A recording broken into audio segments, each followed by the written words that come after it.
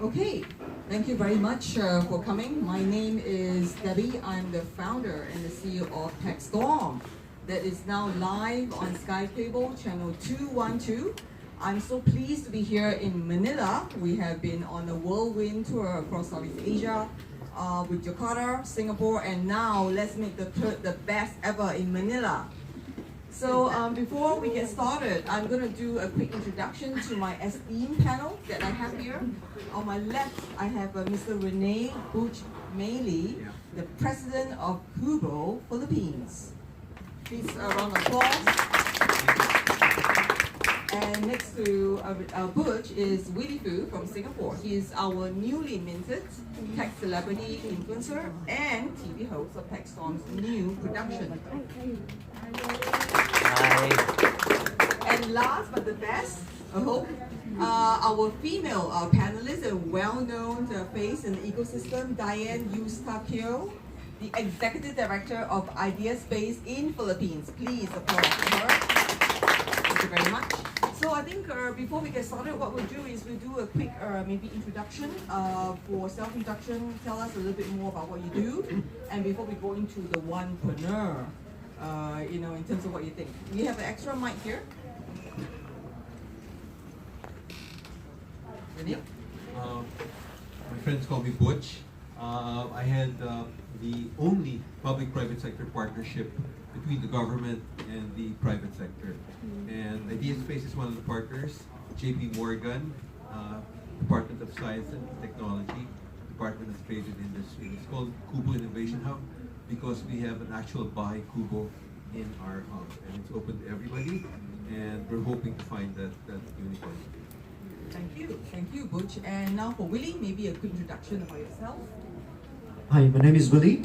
I started as an entrepreneur in technology, and photography was my hobby until one day I decided, hey, what if we can merge it together? And I could project photos from my camera to the screen straight away, and it was a hit, and I started the company. So now, photography is my profession, and technology remains my passion. Thank you. And Diane. Hi, I'm Diane. I'm actually a dolphin. And dolphins are known to be good friends, and I really want to be a very good friend to the entrepreneurs. And so we started Idea Space 7 years ago, always preparing the entrepreneurs for the Shark Tank because all that they said out there is real. So that's what we do. We help entrepreneurs prepare for investors and bigger markets. Thank you, Diane. Okay, so I hope you've all enjoyed the onepreneur episode. I'm going to go around, and since Diane is holding to the mic, I'm going to start with her. So tell us what you think about the episode we just watched, the segment. I was laughing because I meet them. They're real, and all the inventors.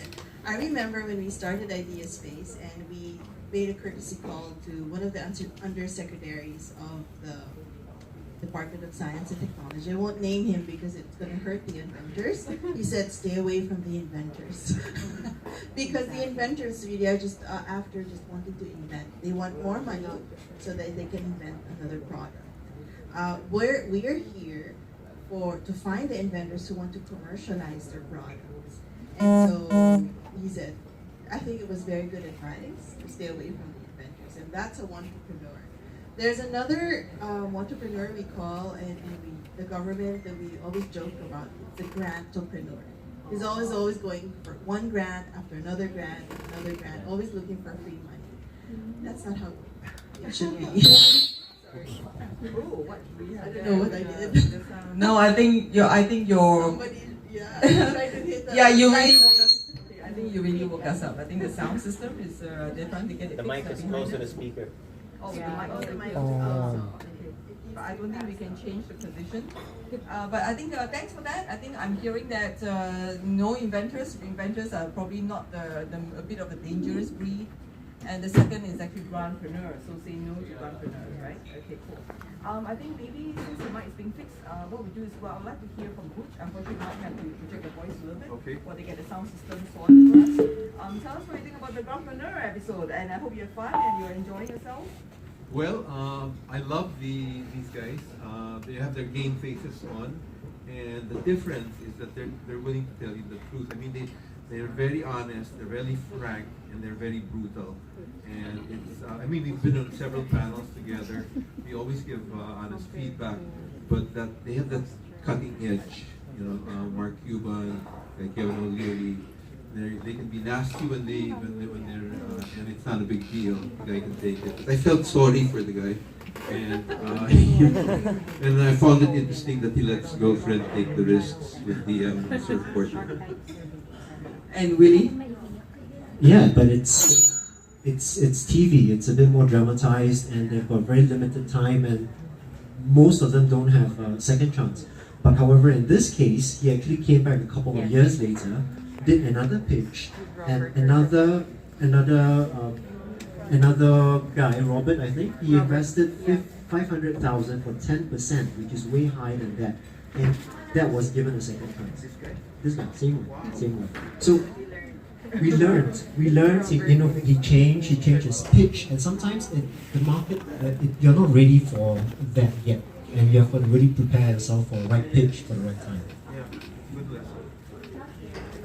Would you want to have something to I add? think that's a great lesson. I never thought that he'd succeed, but the fact that he was able to pivot, as we always say, and change his design, or maybe he made it less expensive, but that's a lot of money to pay for one thing. And that he succeeded, he got the money. I think it's a good lesson for our entrepreneurs over here.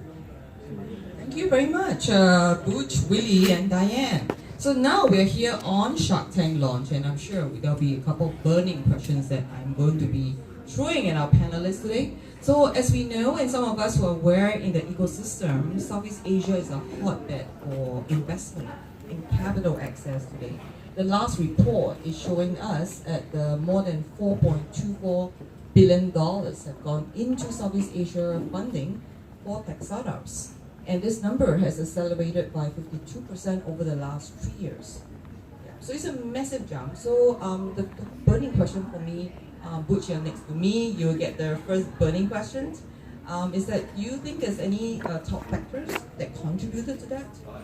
Well, there are a couple, Debbie. First of all, we've got a young population, and the incomes all across the region are increasing.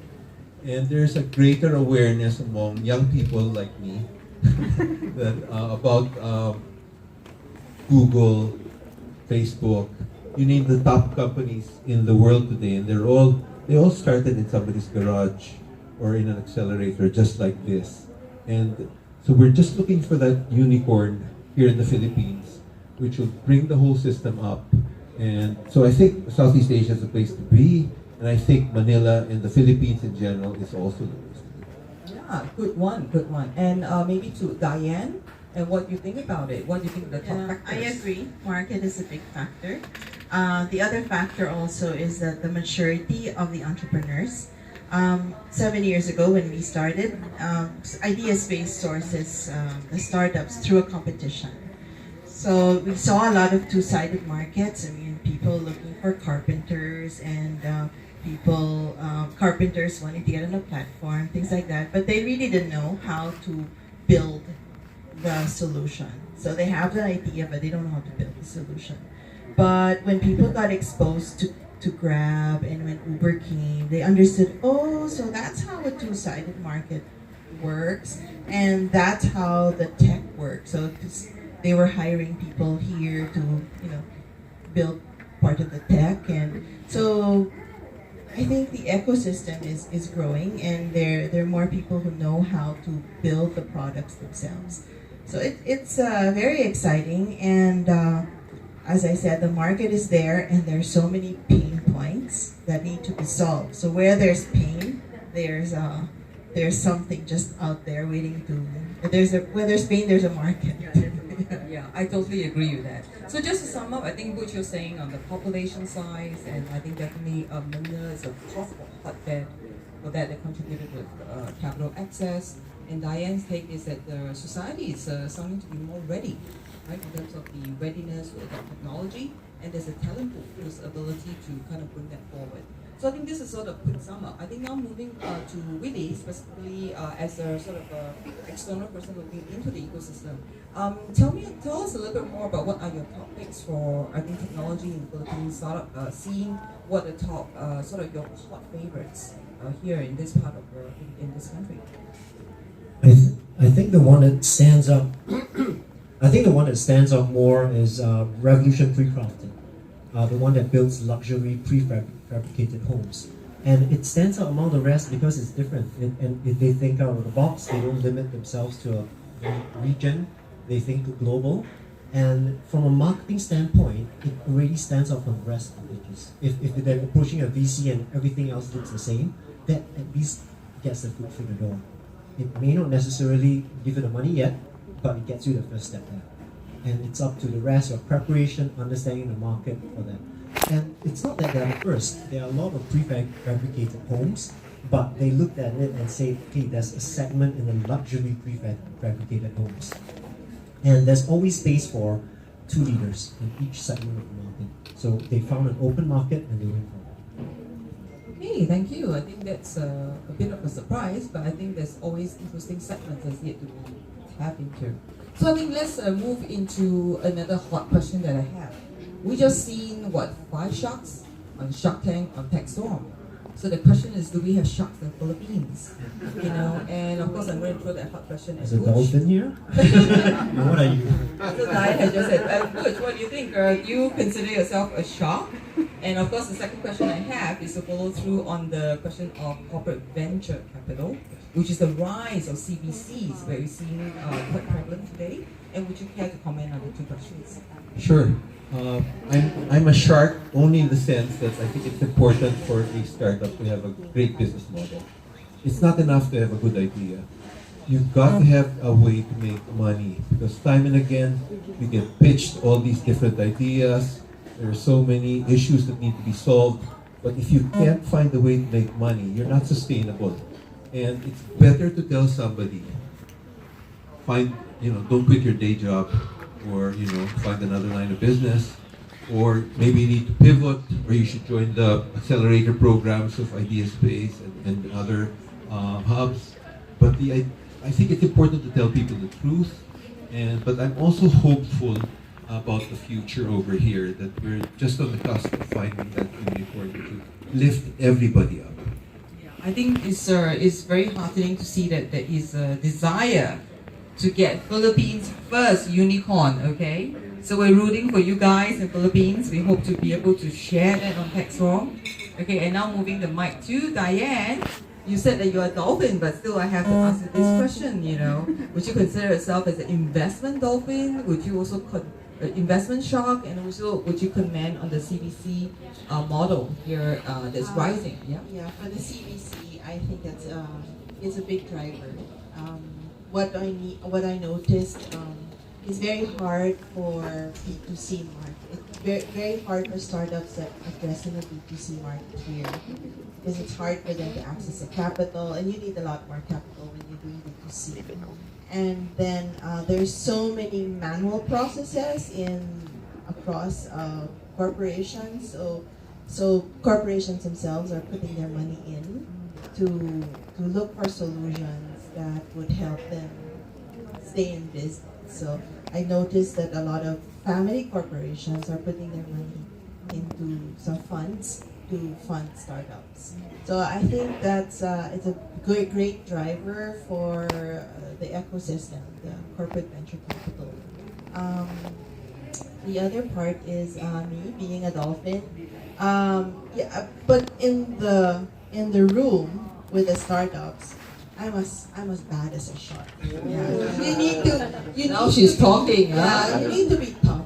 You need to really give tough love. And my job as an accelerator manager is to put them in a pressure cooker. You see, I was just sharing one of our teammates this morning, and he was getting tips and so, how do we do this and how do we do that? I said, I love it when I have to friction. That cause friction in the team. Sometimes it's not out of wanting to see a team fall apart, but it's because you need to put them in that pressure cooker moment. And that's our job in the accelerator, is to, if they pop and they break down, they're not ready for the world after idea space or the world after an accelerator, because it's even tougher when there's no one there guiding you or holding your hand or helping you through it. So they have to survive the program in idea space, the pressure cooker, and my eagerness to cause friction in the team. So now she's giving us an idea what is it like to be in idea space, right? Yeah, but I think we've seen a lot of startups. I think the average failure rate in Silicon Valley is probably in the region of about 95, 98%. So that translates to, I would say, maybe one or less than one out of 10 startups that has actually started, has pushed through the concept seed stage, that's eventually evolved. What are the numbers, just as a side question?